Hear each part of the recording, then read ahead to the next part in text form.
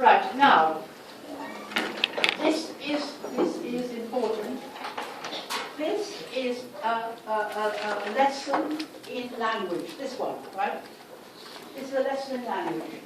Another question that came up in the exam is globalization is a myth discussed. Right? Now remember, as you come to my workshops, the first thing you do is say what you have to do, the command, discuss, but you have to look at two concepts, globalization and a myth, all right? Globalization is a concept, myth is a concept. So let's look at it. Globalization is the most slippery, look at this lovely language, slippery, dangerous, important buzzword in the late 20th century. Slippery. Buzzword. I hate the word buzzword anyway, so it's a buzzword. We're using it all the time. We use it terribly indiscriminately. And those who are at my writing workshops, you'll realize if you use something indiscriminately, you have a danger of actually not speaking to each other in the same language. Again, let's look at what happens here. This is very much in the Waters textbook. Globalization is a pro-social process in which the constraints of geography, of economic, political, social and cultural arrangements recede. Now just look at that statement. How are they explaining globalization? How is Waters explaining what globalization is? First of all, fine, it's a social process, no problem, yeah? It's a social process. But how does that process happen? Does it happen from beneath, or does it happen from above? It's happening from above. The constraints are removed. Here, economic restraints are removed. Now, what economic restraints are removed? How can globalization take place? Because the economic restraints are removed. What economic constraints have we got on globalization? Restraints preventing things happening. Give me some economic constraints. Shut down. What are economic constraints on globalization? What prevents globalization happening economically?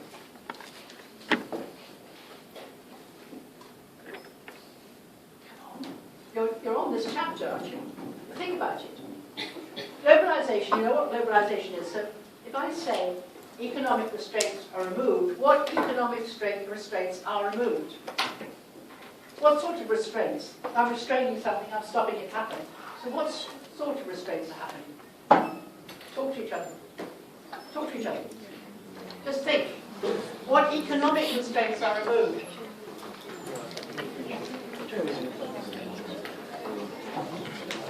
Lots and lots of reasons given, and most of you have given them very nicely. Financial links across countries, over countries, financial forex dealings and all the rest of it are now globalized. There are very few people, parent countries, that have got forex controls, but there are still quite a few. But what's happened? The countries themselves have allowed those dealings to happen. The laws have changed. So the link between the law and what's happened. But what has changed the law? Things like non-governmental organizations, things like supranational organizations, the World Trade Organization. The World Trade Organization has opened up these because they encourage the countries to open up in terms of these laws. Markets. Tariffs have been reduced in some cases, not in all. Sometimes we've got tariff wars, particularly between China and the States. Tariff wars. So we have this idea, we have trading. But we also have government intervention into that trading. You might have seen that India was going to buy Western helicopters. They've now cancelled the deal because they think it was done through bribery and corruption. So the governments can intervene. So we have this thing about trading, financial flows, migration, workers moving from border to border, but also, more importantly, supranational, government, non-governmental, actually national organizations, the transnational organizations. Organizations that don't have roots in one particular place and trade across borders. And these people, these companies, are huge and have more power than nation states. Give me some examples of companies that have more power than nation states. Give me some, come on. You don't know who the most powerful companies are? Microsoft. Microsoft. And it sells itself as a global company. Right? Microsoft. But where is Microsoft based? The States. But still, it sells itself as a global company. But it opens up. It produces in many, many different countries. Give me more. What? FedEx. Interesting, FedEx. FedEx couldn't exist without globalization. FedEx is globalization. It's one of the globalizing things. FedEx and DHL. I remember when DHL was a tiny little company. I used to take my trips to Spain. I used to take luggage. I had to take a whole lot of packages under my arm and get them to Spain. That's how they move things. They paid people to go. They didn't pay. They said you could go, take some luggage, and then it was very cheap. That's how they started. Now they're huge. They're global companies. People like Exxon, Shell, BP, all these ones, right? So again, these companies are trading at this level. So we're looking at the restraints on trade, but who's removed the constraints? Governments and supranational organizations. But yes, you're right, so there's restraints. All right, now let's look at social and cultural relationships. I would say that social relationships, have there been constraints removed from there? Big problem. This is social globalization. Up to a point. People do marry across countries, but it's still very difficult. Marriages across countries don't necessarily work because, again, community and village still matter. So again, you're talking about the social relationships. Have they changed? Cultural relationships, yes, obviously the constraints have gone because of technology. Technology has removed the constraints. We can know. The important thing about culture, then, we might be in receipt of the same cultures, so there's lots of different ones, but do we experience it in the same way? No, we do not. Now, how many here have listened to Downton Abbey or seen Downton Abbey? Anybody? No. It's available to you if you haven't watched it. It means nothing to you. Why? It's about some aristocratic families in the UK. You can listen to it, you can see it, it means nothing to you. And nor should it. I'm not saying, but we have global cultures, when they're available, you're not perceiving them in the same way. Jokes are not perceived in the same way. If I tell a joke in the UK, they don't laugh, but they'll laugh here, and vice versa. Things are so different. So again, be careful. Are the restraints and constraints really moved? Now, this is a sort of technological set of reasons, all right? The next one is people are becoming increasingly aware that these constraints are receding. So in this definition of waters that people know so well, you've got to decode it. People are increasingly aware that the constraints. Now, remember in sociology, some of you have done it, the Thomas theorem. Remember what the Thomas theorem was? Write it down, the Thomas theorem. It's very important to understand this. It's the Thomas, I've done it with you before, some of you, the Thomas and Thomas theorem. If things appear as real, they're real in their effects. If things appear as real, they're real in their effects. Now think about that. If you think the world is one place, you will act as if it is. Therefore, if you think you can travel, if you think you can see it, you will act that way. If you think there are barriers, there will be barriers. So this is globalism. This is very important. This is what globalism is. This is global cultural theory. So it's very different from the positivistic empirical one, which simply says we know what the constraints were, we know what the devil's thing is. This is very different. So you want to understand? You happy? You happy with this? You happy with this? Understand it? Yes? You're happy with this? No. All right. Now, and in which people act accordingly. So people act. This is globalism. This is chapter on globalization in terms of culture. Therefore, we know how Waters is describing globalization. He's describing it both in terms of empirical reasons, in terms of empirical indicators, but also in terms of understanding, in terms of an interpretivist approach to sociology. In fact, he's a geographer. Now, therefore, you must never ever say in an essay to write globalization is, ever. Globalization is a concept that is defined very differently. So never say globalization is. So never start with an introduction to your essays with this definition. It's only one of many definitions. You can start with it and then explain it, but never say globalization is. There's a whole difference about what is your perspective. Some people, you know, for example, Michael Mann and Linda Weiss and others stress the nation state as being important. Leslie Scair talks about production as being important. Robertson talks about culture as being important. Anthony Giddens and Castells talk about society as being important. So never say globalization is. All right. And let me do with the most important one. Globalization is a myth. This was an exam question. I can't believe I'm showing about how to do exam questions already. I'm sorry. But I'm trying to show how language is so important here. Globalization is a myth. Now, in your groups, in your discussion, I want you to just think about 3 different ways you can use the word myth. If you can't do anything, just try, all right? But try. There should be 3 different ways in which you could use the word myth. And it's not M-I-S-S, it's myth. How can you use the word myth? What is a myth? 3 different definitions. Have a go. Talk to each other. Completely. I don't know if you did this in class or not, but let's go through it. Because the essay was globalization was a myth discussed, and it can be done under 3 headings. The first one is globalization. Remember I say how to deal with concepts, you say what it's not. Globalization is a myth, means it's not real. What do you mean it's not real? Well, it's made up, all right? It's a myth, it's a story. It's like religion, all right? I haven't even got this. Again, this idea that actually is something not real. And in that sense, it's not real because it's not really happening, right? It's not really happening, it's not real.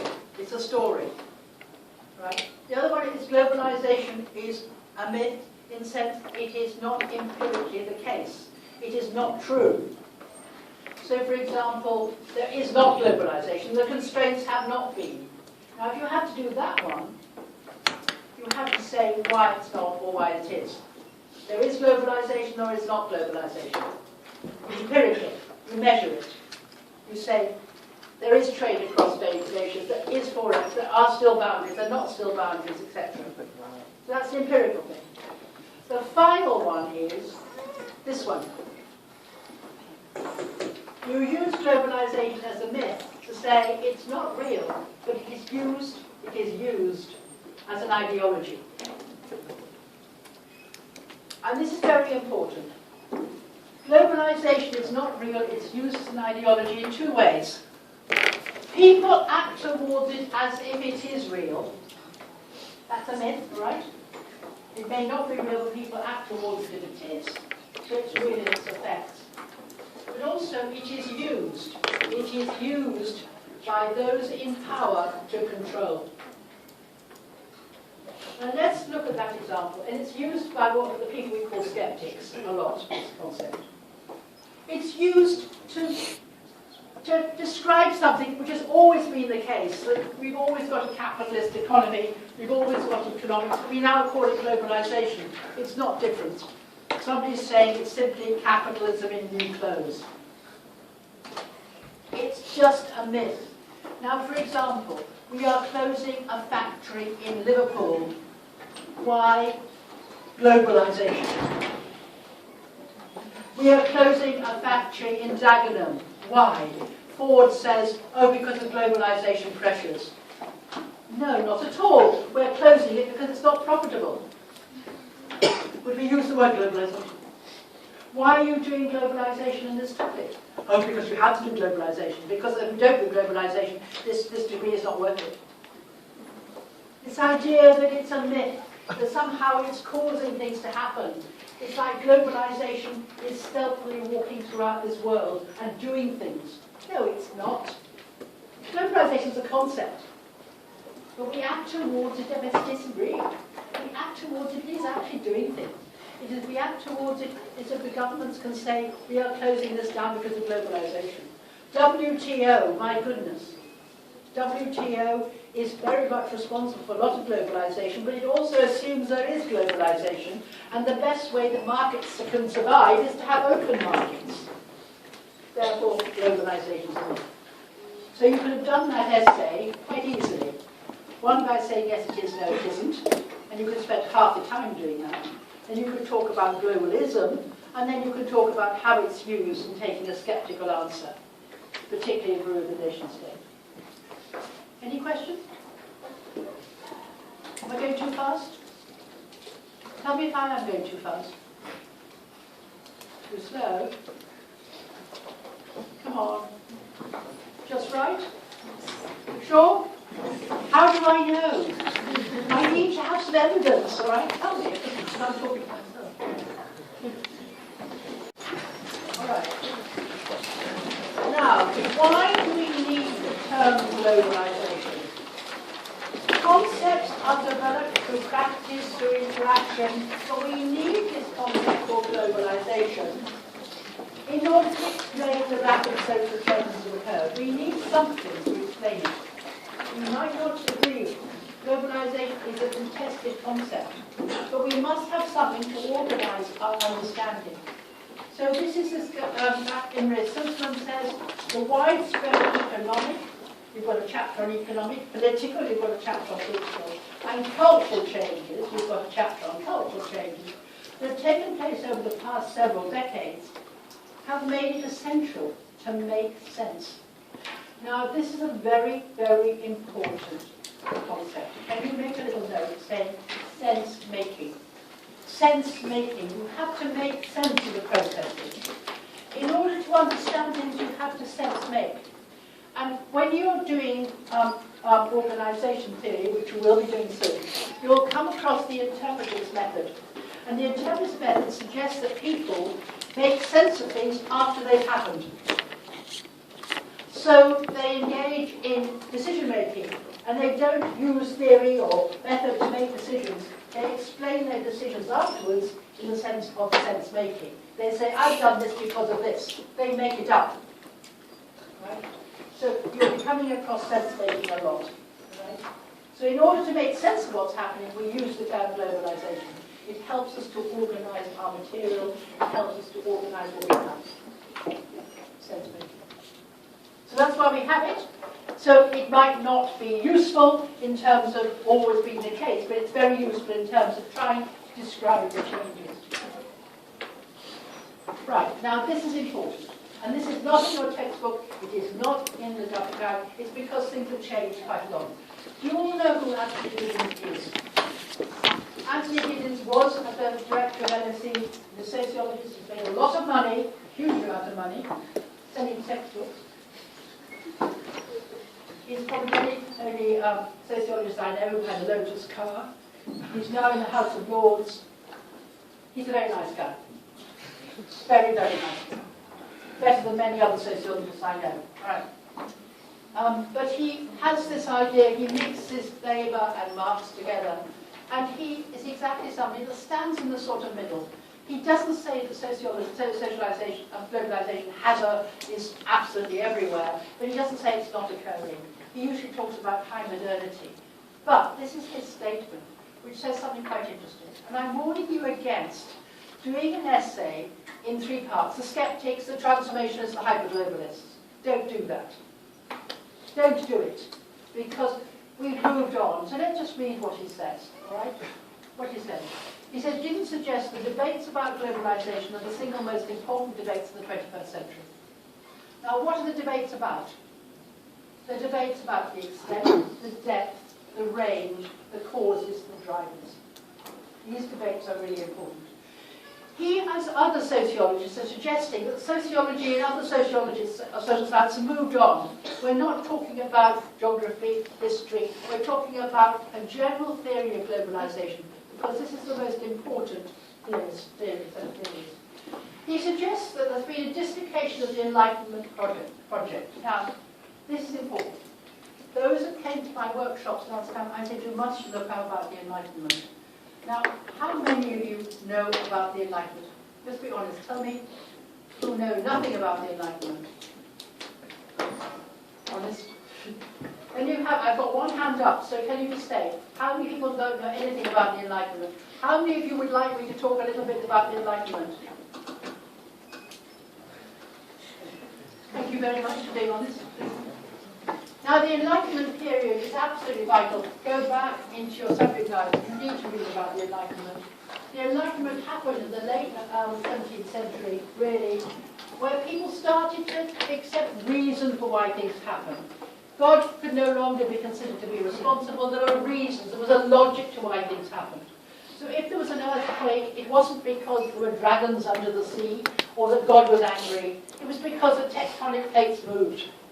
There was a reason for something happening. The reason for why people obey in society, because there's a social contract why they obeyed. They didn't obey, things would be awful, so they obeyed. There wasn't God-given reasons for things. The Enlightenment project is based on reason. The Enlightenment is the idea of reason. There are reasons for things happening.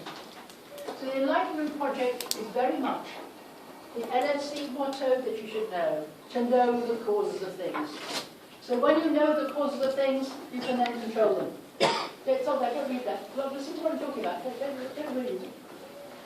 Come on, just concentrate on what I'm doing. Don't just pay. Don't do something evasively. This is the most important thing. If you don't understand Enlightenment, you're not going to understand this course, all right? So the Enlightenment project is that once we know, we can control. And the idea is that we can know. We can know what's going on. So here, where one can both predict and control the world, we know we can't. The world is now opaque. We can't know everything. It's much more in a state of flux. Life is risky. Life is unpredictable. Why is it risky? Because of interconnectedness, because of the interconnectedness of the environment, the interconnectedness of the struggle for markets. You all know about the Spratly Islands. Do you know about the Spratlys? Those little islands that somebody's tried to land a balloon on just recently, right? They've got nothing on them, but they mean a lot in the global world. They want control of them. So this idea of life is risky. Where life is risky because we know the causes of cancer caused by eating Kentucky Fried Chicken. No, it doesn't. Don't worry. But this idea of life is risky. Again, we know this, and we're aware of these changes, and they're everywhere. So again, we have moved on to the Enlightenment, where we could keep our societies stable. We knew what societies were within that society. We interrelated with each other through international relations, like the Westphalian Agreement. And now, what is this world? Are we global citizens? Are we individuals? Our identities are fractured? What are we? So we've moved on. So please do not just talk about skeptics, transformationists, things like that. We have moved on. You can talk about skeptics, but in a different way. So please, he suggests the Enlightenment project, and this is what even Waters hasn't got. All right? So again, he suggests the first phase of the debate is concentrated on what globalization was a real organism. Hurston Thompson suggested it was nothing new. That was the introduction of the debates in the 1980s. Now it is certain there's been a shift, and the present-day society is fundamentally different from the past. The debates now concentrate on what we want the world to be. So we've moved on in the debate about globalization. Now the danger about this is a very, very dangerous thing. We can now concentrate on what we want the world to be. That is not what sociologists do. Why don't we do this? Why don't we concentrate on what we want the world to be? Because it is normative. We do not make value judgments. We don't. We don't want to say what things should be. We can't.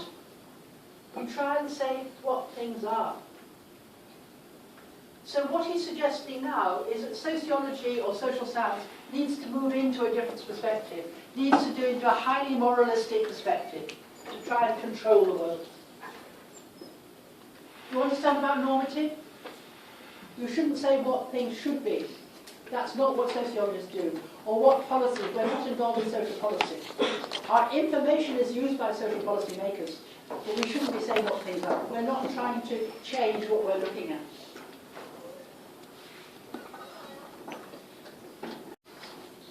All right, now let's just talk about Giddens a bit more, because this is quite new. It is in the guide, but it's quite new in other ways. He talks about high modernity, which is being the same as globalization in a sense. They're impersonal flows of money and expertise. Money is not connected to things, money is connected impersonally. Now, I do not belong to this thing. You know, there's something you could buy on the internet, money. Yeah, what's it called? Bitcoin. Yeah, bit money. It's the value of it is huge, but what does it do? What does it represent? Think about what money is. Originally, what was money? Monies were tokens, right? Originally, you used to have a cow, and you used to buy a pig with a cow. You used to even buy your wife with a cow. Did you know that? There was no money, there was no exchange. Then we moved from that to tokens, right? Then you moved to plastic, and now it's no plastic. It's moved into this thing, impersonal flows. We don't know what's going on until we start breaking the flows with Mr. WikiLeaks. Right? So again, and expertise. People trust the processes, but they demand that they're monitored. Now, we do. We demand that they're monitored. What do you think of Mr. Snowden? Do you think he ought to have been able to... do you think Mr. Snowden... You all know about Mr. Snowden, do you? Mr. Snowden, he was the guy that actually showed how the CIA were involved in surveillance. Oh, watch, look up Mr. Snowden, all right? Edward Snowden. I've been talking about it in my seminars anyway. But Mr. Snowden, I mean, he's shown you that should we trust these processes? We shouldn't trust these processes. We don't know what no big brother's doing to us. We don't. The Indian state, I'm doing my research on the Indian state, is now no longer trusted. What's it doing? So again, we have to trust the process and demand that monitored. We have to have some control on these global pressures. People are aware of this because they seek information about the variety of the expertise. Therefore, modern society is reflexive. Yes, there is risk, but people demand that that risk is controlled. Why have we got that risk? We have it because of globalization process. Now here, social activity, what we do is subject to revision and it's flexible. And a common organized. How we do things change all the time. Why? Because of the global pressures. We do things entirely differently. I mean, I teach in a completely different way now from when I started teaching in 1988 here. I have to revise it constantly because of the norms of UK society, American society, Singapore society, etc. Now, how do we monitor? What are our reference points? They're global. ISO 1002, ISO 2002, we think globally. QS, the World University Rankings. You know that LSE is pretty high there. NUS is very high now. So what are we doing? We're ranking against a global measurement, right? And we start thinking of the world as one place. So again, he's talking about the dynamism between the individual and these globalizing pressures. And it's in terms of reflexivity. So he's bringing in this new idea about this dynamism, like the W effect. Individual globalization, global society, individual globalization. All right. What is this thing called globalization? We need to talk about the concept. We need to be able to look at globalization in a variety of ways, not just one. How do we define it? What indicators will we use? If you are an empiricist, you will use indicators. The extent of globalization. And there are many in Waters and others who will look at the gap between imports and exports. We look at how imports and exports increased. We'll look at how capital flows have increased or decreased. We'll look at migration. Now the UK have just opened its borders to the Romanians. How many Romanians will come in? Have we got that mobility? Singapore tried to make itself a global city. What happened? Borders are restricted again, but we can measure it. What are the causes and consequences of it? What's happened? Is globalization a new phenomenon, or is it quickening up of the process of social change? What evidence will we know? Epistemological problems, what are the effects? And how have social institutions and social relationships been changed? Again, this is all extra for this chapter on this idea of why a sociologist is interested in the topic. Again, very, very important in terms of trying to explain.